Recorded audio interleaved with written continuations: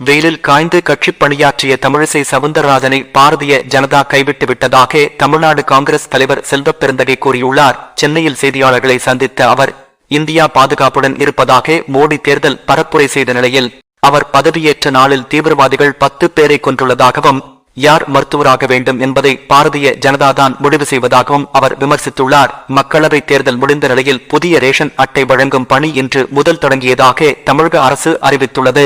மகளிர் உரிமைத் தொகை பணிக்காக கடந்த ஆண்டு ஜூலை முதல் புதிய ரேஷன் அட்டைகள் வழங்குவது நிறுத்தப்பட்டிருந்தது.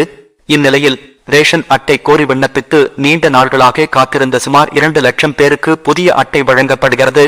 அவர்கள் அனைவரும் இனி அரசு திட்டங்களை பெறலாம். தமிழ்நாட்டில் இதுவரை இல்லாத அளவுக்கு இன்று ஒரே நாளில் முட்டை விலை 60 காசுகள் உயர்ந்துள்ளன.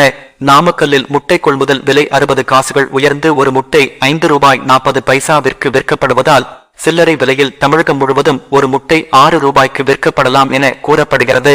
இன்று பள்ளிகள் திறக்கப்பட்டதையடுத்து சத்துணவில் கொடுப்பதற்காக முட்டை அதிக அளவில் கொள்முதல் செய்யப்படுவதால் விலை உயர்ந்துள்ளது. தமிழக சட்டப்பேரவை கூட்டத்தொடர் ஜூன் 24ஆம் தேதி தொடங்க உள்ளது. இதனை முன்னிட்டு ஜூன் 12ஆம் தேதி சட்டப்பேரவை அலுவல் ஆய்வுக்குழு கூட்டம் நடைபெறுகிறது. சபாநாயகர் அப்பாவு தலைமையில் நடைபெறவுள்ள இக்கூட்டத்தில் கூட்டத்தொடரை எத்தனை நாட்கள் நடத்துவது என்பது குறித்தும் துறை ரீதியான மானிய கோரிக்கை மீதான விவாதங்கள் பற்றியும் முடிவெடுக்கப்பட உள்ளது. சமீபத்தில் விஜய் நடித்த கில்லி திரைப்படம் மீண்டும் ரிலீஸ் செய்யப்பட்டு வசூலை வாரி குவித்தது. அந்த வகையில் ஜூன் 22ஆம் தேதி விஜயின் பிறந்த நாளை முன்னிட்டு ஏற்கனவே துப்பாக்கி படம் மீண்டும் ரிலீஸ் செய்யப்படுவதாக அறிவிக்கப்பட்டது.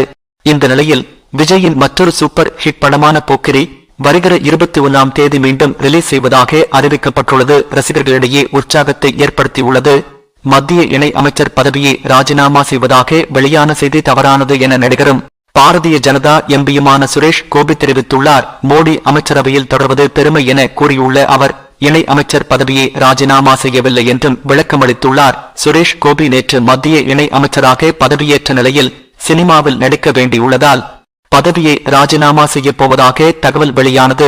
நீட் தேர்வு குளறுபடியை கண்டித்து காங்கிரஸ் சார்பில் நாளை ஆர்ப்பாட்டம் நடத்தப்படும் என செல்வப் பெருந்தகை அறிவித்துள்ளார். நடப்பாண்டு நீட் தேர்வில் பல்வேறு குளறுபடிகள் ஏற்பட்டுள்ளதாக புகார் எழுந்துள்ளது. குறிப்பாக ஒரே தேர்வு மையத்தில் அடுத்தடுத்த பதிவெண்கள் கொண்ட 6 மாணவர்கள் முதலிடம் பிடித்தது போன்ற சர்ச்சைகள் எழுந்தன.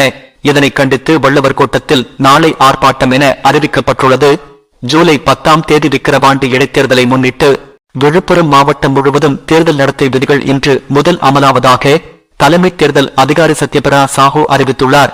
இதன் காரணமாக அம்மாவட்டத்திற்கு அரசு புதிய திட்டங்கள் எதுவும் அறிவிக்கக்கூடாது என கூறிய அவர், ஏற்கனவே செயல்படுத்தி வரும் திட்டங்களுக்கு தடை இல்லை என்றும் கூறியுள்ளார். தெலுங்கு தேசம் கட்சித் தலைவர் சந்திரபாபு நாயுடு நாளை மறுநாள் ஆந்திரா முதல்வராக பதவியேற்கவுள்ளார்.